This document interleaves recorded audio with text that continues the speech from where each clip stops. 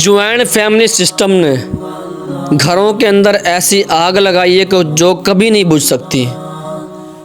اس نے گھروں کو ایسا تباہ کیا ہے کسی بم سے بھی تباہ نہیں کیا جا سکتا۔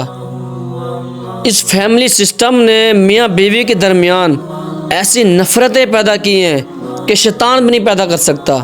ایسی آگ لگائی ہے ان کے دلوں کے اندر کہ کوئی دشمن بھی نہیں لگا سکتا۔ ان کے گھروں کو اس سسٹم نے ایسا برباد کیا ہے کہ کسی بم سے برباد نہیں کیا جا سکتا۔ والدین کو چاہیے کہ وہ اپنی اولاد کو، اپنے بیٹوں کو اپنی خواہش کے لیے، اپنی ضرورت کے لیے، اپنی خدمت کے لیے اس کو حکم کریں۔ اس کی بیوی کے اوپر ان کا کوئی حق نہیں کہ اس کی بیوی اس کی خدمت کرے۔ ایک ہی کمرے میں رہتے ہوئے ان دونوں کے دلوں کے اندر نفرتیں پیدا ہو چکی ہیں۔ اس سسٹم کی وجہ سے میاں بیوی ایک ہی کمرے میں رہتے ہیں لیکن دوری ان کے درمیان اتنی ہے کہ جتنا زمین اور آسمان ایک دوسرے دور ہیں۔ ارے ان کی بیچاریوں کی قربانی تو دیکھو، لڑکیوں کی قربانیاں تو دیکھو، اندازہ کرو کہ صرف ایک لفظ کے لیے وہ اپنی ساری محبتوں کو، اپنے والدین کو، اپنے بہن بھائیوں کو، اپنے رشتہ داروں کو، اپنی عزت کو اپنے شوہر کے نام کر کے جاتی ہیں۔ سب کچھ پیچھے چھوڑ کے اپنے شوہر کی خدمت کے لیے حاضر ہو جاتی ہیں۔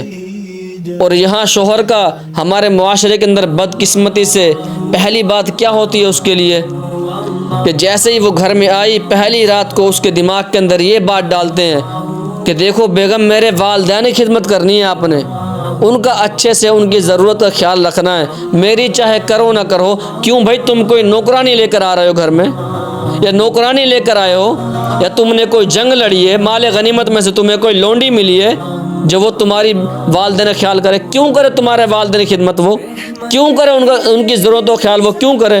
تم اپنی والدین کی ضرورتوں کا خیال کرو، تم اپنی والدین کی خواہشوں کا خیال کرو۔ ان کی خدمت کرنا تمہارا حق ہے، تمہارے لیے ان کے قدموں کے نیچے جنت ہے۔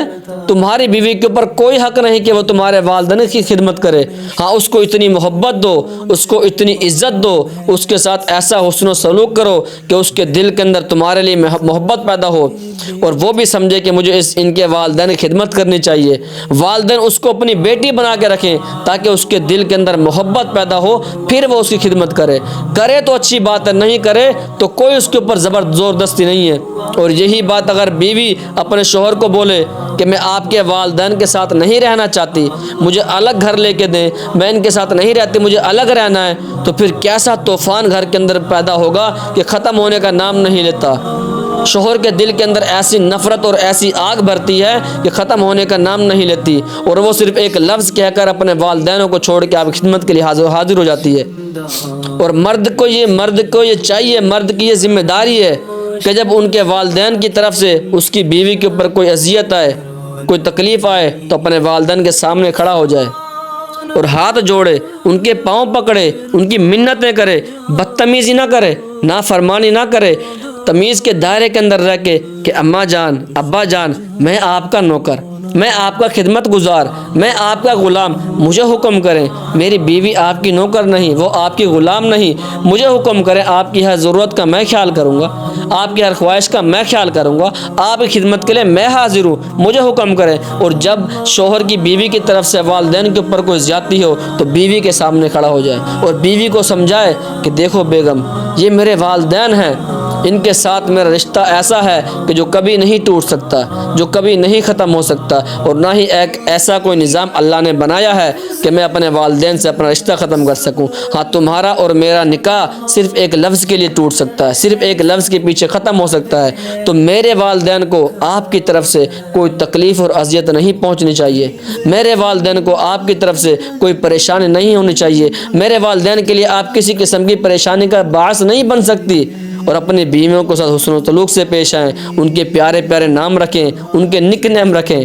میرے آقا صلی اللہ علیہ وسلم نے حضرت عائشہ رضی اللہ تعالیٰ عنہا کے 2 پٹ نیم رکھے تھے، چھوٹے چھوٹے نک نیم، خوبصورت۔ پہلا کیا تھا؟ حمیرہ، چمکتے ہوئے چہرے والی۔